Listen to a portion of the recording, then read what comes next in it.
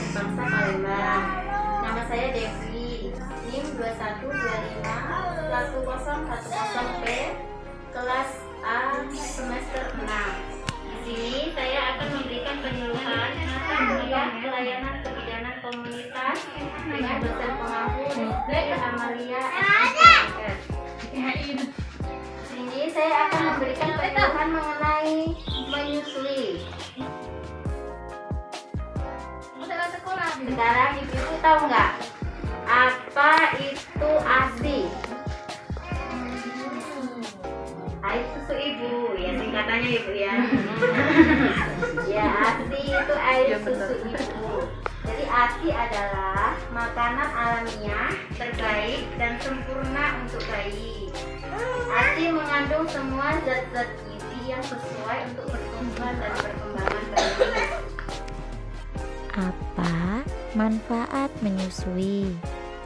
Manfaat menyusui adalah ibu lebih sehat dan mencegah perdarahan. Dapat mencegah kehamilan berikutnya dalam 6 bulan pertama setelah persalinan. Yang ketiga, mengurangi biaya untuk berobat karena anak jarang sakit. Yang keempat, menghemat pengeluaran rumah tangga untuk membeli susu dan perlengkapannya.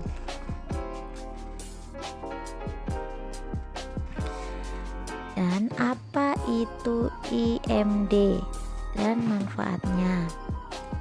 Inisiasi menyusu dini atau IMD adalah bayi diberi kesempatan mulai menyusu sendiri segera setelah lahir dengan meletakkan bayi menempel di dada atau perut ibu. Bayi dibiarkan merayap mencari puting dan menyusu sampai puas. Proses ini berlangsung dalam 1 jam pertama sejak bayi lahir. Manfaat IMD antara lain membantu menghangatkan bayi, memberikan perlindungan alamiah bagi bayi, dan mengurangi perdarahan setelah persalinan pada ibu. Kolostrum adalah air susu ibu atau ASI yang pertama kali keluar berwarna kekuningan. Manfaat kolostrum dapat membentuk kekebalan tubuh bayi. Terus bermanfaat untuk melindungi bayi dari penyakit sebelum memperoleh imunisasi dasar lengkap. Sekarang apa Bu ASI eksklusif itu? Di sini kan ada gambarnya juga. Apa ASI eksklusif? Kan terlihat ya. Apa ASI eksklusif? Belum tahu ya? Jadi, ASI eksklusif adalah pemberian air susu ibu mulai bayi baru lahir sampai berusia 6 bulan tanpa tambahan makanan apapun. Ingat ya Bu, tanpa tambahan makanan apapun. Jadi bayi itu tidak digendong, ya, tidak diberi minum teh putih, tidak dikasih pisang, tidak dikasih makanan yang lain ya. Sekarang apa manfaatnya memberikan ASI eksklusif? Ya, memperkuat imun, benar. Ada lagi?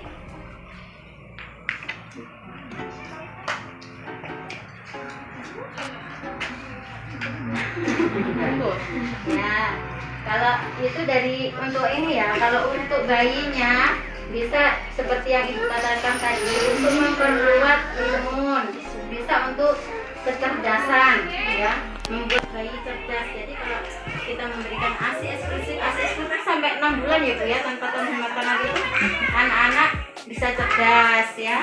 Terus berat badan bayi ideal. Berat badan ideal, jadi nggak terlalu kurus, nggak terlalu gemuk, dia ideal, normal. Kalau bayi ASI, kalau bayi pemula memang biasanya anaknya gemuk ya. Terus tulang bayi lebih kuat. Terus buat ibunya itu bisa menurunkan berat badan. Kan enak, nggak perlu diet lagi ya. Terus dapat mengurangi stres ya. Terus bisa digunakan sebagai KB alami. Jadi anak ibu kalau sudah 6 bulan memberikan ASI eksklusif tanpa tambahan makanan apapun, bisa jadi KB, namanya metode aminorelaktasi ya. Jadi nggak pakai KB yang lain. Kalau ibu memberikan ASI eksklusif bisa jadi KB alami ya. Terus bisa mengurangi resiko terjadinya kanker payudara. Jadi kan enak, sudah anaknya sehat, cerdas, pintar, ibunya juga sehat. Terus hemat ibu nggak perlu ngeluarin uang untuk beli susu formula ya. Nggak repot juga, nggak usah malam-malam adiknya nangis bangun bikin susu minum. Dan tadi saya juga menanyakan bagaimana cara agar berhasil memberikan ASI eksklusif. Cara agar berhasil memberikan ASI eksklusif yaitu melakukan inisiasi menyusu dini atau IMD dalam 1 jam pertama sejak bayi lahir. Yang kedua, menyusui sesering mungkin, paling sedikit 8-12 kali sehari. Yang ketiga, memerah ASI dengan tangan lebih dianjurkan. ASI dapat juga diperah dengan menggunakan pompa. Yang keempat, tidak menggunakan botol susu ketika memberikan ASI perah. Yang kelima, bila memungkinkan membawa bayi ke tempat ibu bekerja sehingga ibu tetap dapat menyusui. Yang keenam, tidak memberikan makanan atau minuman lain kepada bayi hingga berumur 6 bulan. Untuk tadi saya juga menanyakan kepada ibu apa itu manfaat ASI eksklusif, dan ibu Rina sudah bisa menjawabnya untuk membantu kekebalan tubuh. Nah, untuk ibu-ibu bekerja juga bisa memberikan ASI eksklusif. Jadi bagaimana cara memberikan ASI eksklusif pada ibu yang bekerja, yaitu dengan cara memerah. Cara memerah ASI dan penyimpanannya. Yang pertama, cuci tangan dengan sabun dan air bersih mengalir. Pastikan bahwa peralatan yang dipakai bersih. Yang ketiga, bersihkan dan rebus wadah yang akan dipakai untuk menampung ASI.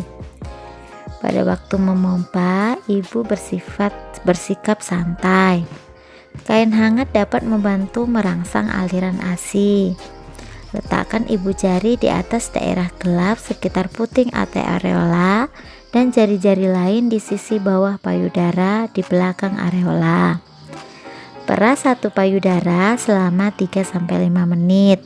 Kemudian perah payudara yang satu lagi, kemudian ulangi keduanya. Biasanya 20-30 menit. Penyimpanan ASI dalam botol kaca atau gelas atau botol berbahan plastik tebal mempunyai tutup yang rapat. ASI dapat disimpan dalam suhu ruangan bisa bertahan 6-8 jam. Dalam termos es 24 jam. Dalam lemari es 2-3 hari. Dalam freezer lemari es 1 pintu selama 2 minggu. Freezer lemari es 2 pintu selama 3 bulan. Jadi walaupun bekerja, ibu-ibu masih tetap bisa memberikan ASI eksklusif. Bagaimana cara memberikan ASI perah kepada bayi? Yang pertama, sebelum memberikan ASI perah, cuci tangan dengan sabun dan air bersih mengalir. ASI diperah dapat diberikan langsung kepada bayi dengan menggunakan cangkir kecil. Berikan ASI yang diperah kepada bayi dengan cangkir. Dekatkan cangkir ke bibir bawah bayi dan biarkan bayi menghisap sedikit demi sedikit dengan lidahnya. Seperti menjilat gitu ibu-ibu. Jangan tuangkan ASI langsung ke mulut bayi. Jika ASI disimpan di kulkas, keluarkan ASI perah dari kulkas, lalu hangatkan dengan cara merendam wadah ASI dalam wadah lain yang berisi air panas. Jika ASI disimpan dalam suhu beku, pindahkan terlebih dahulu ke lemari pendingin bagian bawah selama sehari semalam. Setelah itu, hangatkan ASI dengan merendam wadah ASI dalam wadah lain yang berisi air panas. Setelah itu, tuangkan susu ke dalam cangkir secukupnya dan siap diberikan kepada bayi.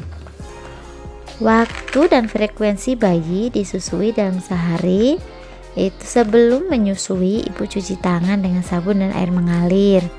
Bayi disusui sesering mungkin atau semau bayi, dimulai pagi, siang, dan malam hari 8-12 kali sehari.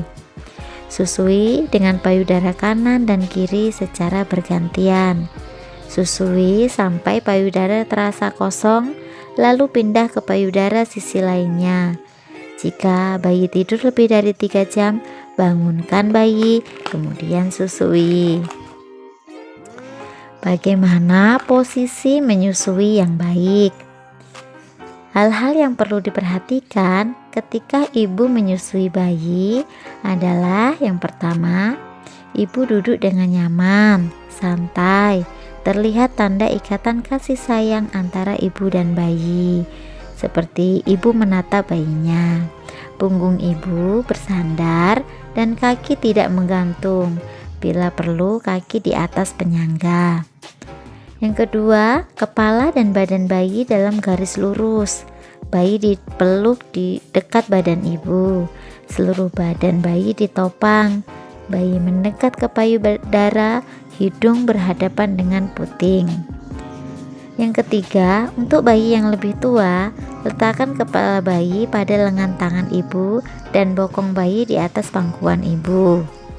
Yang keempat, bila ibu memiliki bayi kembar, maka kedua bayi dapat disusui secara bersamaan dengan posisi menyilang atau menyangga di bawah ketiak ibu.